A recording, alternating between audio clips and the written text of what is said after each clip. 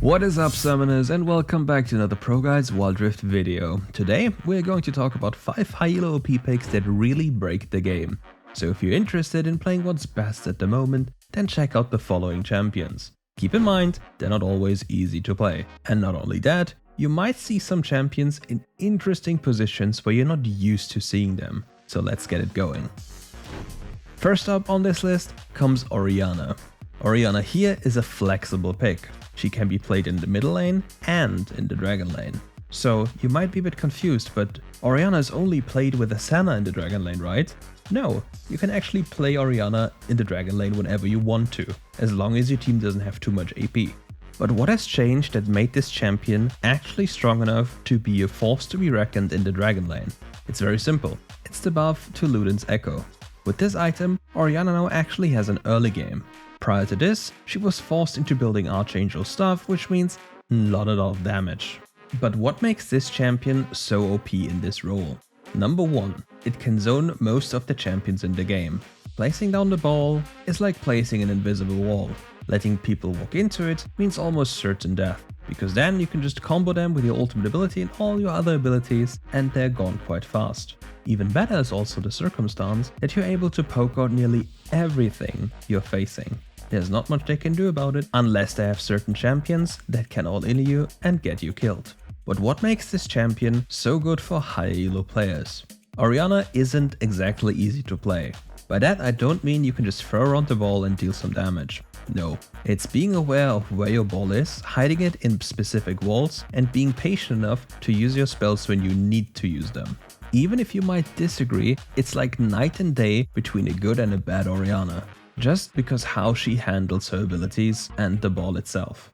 Once she's messed up, she can just get punished for free, and once she misplaces the ball, what's she gonna do? So what are the primary things to look out for? Number 1, the mana management. With Luden's Echo you'll have more mana problems, but we'll get to that the moment we get to the core build. The next thing is we need to manage our cooldowns very well. By that, I mean always try and keep one cooldown available to relocate your ball, be it your first ability or your third ability. You don't want to be ever caught when you can't get the ball close to you or anywhere else where you need it to be. However, as the game goes on, your first ability's cooldown goes down significantly, so there'll be only little windows which the enemy can exploit. So let's talk about the core build and the core keystone. We want to always run Conqueror. It's simply the best keystone in this game. Nothing comes even close to it in value. You stack it so fast on most champions and it's just overtuned. Next up, the summoner spells. Most of the time we'll just go Flash and Barrier. In some rare occasions we might as well go Exhaust, but that's rather a rarity. For the build, we want to build Luden's Echo. After Luden's Echo we want a Tear of the Goddess, but we don't want to complete the Archangel stuff. We want to just keep the Tear and stack it up. Afterwards, we want to build the Rabadon's Death Cap, because this way we get a lot of bonus AP and the ability to build Pen even earlier. And in some situations, we can go for a super high magic pen build, which allows us to one-shot anyone who's sub 55 magic resist. And now it's time for a question of the day. Okay, I've been really roasted yesterday, so you all have to help me out. What's the correct pronunciation for Nasus? Is it Nasus or is it Nasus? I'm really curious to see what you think is correct, so let me know in the comments below, please. And after that, we straight up go to the next pick. In this case, it's Lee Sin, the Baron lane. Yet another flex pick, but we want to focus on the Baron lane here. So what exactly makes this champion good? It's his ability to punish the enemy. Every slight mistake can be abused. Once you do any kind of mistake in terms of cooldowns or misposition, he can just dash into your face with a second ability and start beating you up. And if there's something you don't want to, it's a Lee Sin or a Riven beating you up, because you most of the time will lose and there's nothing you can do about it. At least that is, once you use the vital cooldown he identified as very important and then tried to punish you for it. The next thing that makes him so unbearable to deal with is his ability to roam around the map like a Camille. You can just jump over the middle lane wall of any side and just kick you into the face and you're dead. And he can repeat the same process over and over again. Even if he's losing lane, he can just be a madman, a literal psychopath, and just run around the map and look for plays. It's not the best way to play, but he can surely do it. And since it's solo queue, it's going to work more often than you think it should. But why exactly is he only a pick for high elo players? Remember the part where I told you about punishing the enemy? For this you have to understand exactly what you need to look out for. Because if you just dash in and think you win, most of the time you really don't. Because there are certain windows which you have to abuse. For this you have to be very aware of any cooldown that you might deem as vital. Ideally you want to think about this before the game. Identify what's important in lane and try to figure out what you can do. My go-to principle for this is the 1, 2, 3 and 5 principle. So what does this mean? So basically you're looking at the matchup from every level to the next level. What changes? Who gets stronger and why? Which ability favors you and what ability spike favors the enemy? And once you get the hang of it, you try it out in a real environment and then you learn from it. So even if you were to make a mistake, you would never repeat the same. So what is our core build? For runes we want to always take Conqueror. Yet again, most broken thing, you know it already. For summoner spells, we want to use Flash and Ignite. We're a cheesy pick, so we want to beat up your enemy. For the build, we want Black Cleaver into Death Stance. With those items, it's literally impossible to die. So get them and get some LP. The next pick we have is similar to the old Lucian mid lane, but this time it's Akshan. So why is Akshan so OP? Well, number one, it's his ability to revive teammates. I mean, it shouldn't belong in a game, let's just be honest here. And the second thing is the active part of his second ability, the ability to stealth. With this ability, he can just turn invisible and run around the map. Wards will not spot him, so he doesn't really care, and even if he's spotted by a champion that's near a brush, he will instantly know if he pays close attention thanks to the exclamation mark above his head. So this already makes him very annoying to play against. But what if I told you that he can just swing around the rift and kill you? And if he gets a kill, he can swing around again, and then repeats the same over and over again until all of your team dies. And in the meantime, he reses all of his teammates if you got a quadra kill or something like this, but well, you get what I'm saying. But why is this champion so good for higher elo players? It's very simple here, because this champion lives from stomping lane. He wants to abuse any mistake of the enemy champion. For example, into an Orianna matchup. By default, he cannot really do much unless the Orianna mispositions, but once she does, he can just swing into her face and beat her up.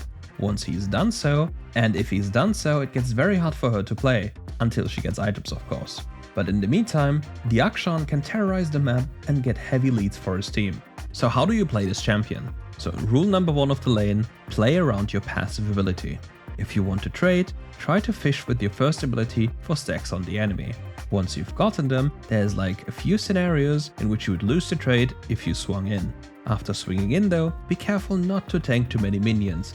Minions are broken this game and they'll not stop being broken for the near future. So what is the build we are looking for? Yet again, as you can already guess, it's Conqueror. For the summoner spells, yet again, Flash and Ignite. And for the build, we have something special for you. We have an on-hit build that loves Akshan's passive. So for items, you want Blade of the Rune King into a Wit's End. But don't forget, you don't want the Wit's End unless the enemy team has AP damage dealers. If the enemy team consists primarily of 80 champions, just go for the Infinity Edge here. Next up on this list is yet again a flexible pick. In this case, it's the Gragas. You can pick him in the mid lane, you can pick him in the jungle, you can pick him as a support, and you can pick him in the Baron lane. However, the latter I wouldn't recommend doing so. He got heavily nerfed and building him tank is kinda weak. So what makes this champion OP? With Gragas we have the ability to make plays all around the map, while we are also super tanky if we want to be. So we are basically given the choice to become an AP monster that one-shots people, or a super tank that just doesn't die. Another thing this guy excels at is disrupting a fight. Whenever the enemy team engages you, he can just block everything thanks to his explosive cask. If somebody is jumping you, he can block it with his belly slam. But why exactly is this champion better for people in the higher elos? Number one, you have to understand what you're fighting into. You're a melee champion and once you go in, most of the time you stay in. Unless you want to commit your summoner spells or your ultimate ability. And speaking about your ultimate ability, with Gragas you can mess things up very brutally. You can basically ruin an entire team fight by throwing it into the wrong direction, or onto the wrong target. So for this I rather recommend the more expertise players to take a look at this champion and then test out the following build. For runes you want to take Aftershock, and for summoners, Flash and Heal. For the items, now you're given a decision. You can go Winter's Approach first or Rod of Ages. With that you have to make another choice shortly after. You either go Zeke's Convergence or Rabadon's Death Cap. However, for the Zeke's you have to always keep in mind you need to at least have one ally that's actually playing the game, because if you don't, the item is kinda useless. But if somebody does play, this item is absolutely broken, and for some unholy reason they thought of buffing it. So everybody who already built this is going to smile even more in the future. And last but not least, we have yet another flex pick. I know, I'm sorry for this, but they're just too good, so there's nothing I can do. And now we are talking about Riven. You can play her in the Baron lane, you can play her in the middle lane, and you can play her in the jungle. But why is this champion so OP? Well, the very first reason is anyone who walks close to this champion level 1 actually wants to die. She will instantly demolish you whatever you do, so please be very careful of brushes and don't walk into her, you simply can't. So if that means losing a few minions on your first wave, rather do so. Rather stay at experience range and get the local gold than actually die. The second thing that makes her so obnoxious to deal with is that she just doesn't die. Whatever you throw into her way, she will survive. And that's thanks to a kit and the items she's going to build. And the craziest part about this champion is that even if she's like 0-2, she can still one-shot you on her level 5 spike, just because she has so much damage. But why exactly is she so good for the high elo players? Yet again, you have to understand what your champion can do. Your champion has agency in lane, which means you determine how the lane is played. Nobody, nobody, can do anything about that, and you have to be very familiar with that. You don't want to get punished for being lazy in the early game, because you're the one that should win. The next thing is to identify the proper moment when your damage is lethal. Most of the time you might look at an enemy being 80% and you're like, nah, I can never kill him. But with Riven it's another story. You can close the distance super easily and super fast, and you have ridiculous amounts of damage. So give it a shot and figure out how much you can do. But there are a few things you have to look out for. Learn about the animation cancels. Her third cast of her first ability functions as an animation cancel, which means you can cast the second charge of your ultimate ability while being in the air. For that you only have to input the ult first and then the third Q. The same principle also applies to a third ability. So work on that, and once you get to that level, just play her. For items and runes, you first want Conqueror. For summoner spells you want Flash and Smite, or for the Baron or middle lane, Ignite. For items, your core build will always feature Black Cleaver and Death Stance. Anything after is up to your choice or what you feel like you currently need. And that's it for today's video. Thank you all for watching, and if you enjoyed the video, make sure to leave a like and subscribe to the channel. That way, you'll never miss anything ProGuides again. See ya.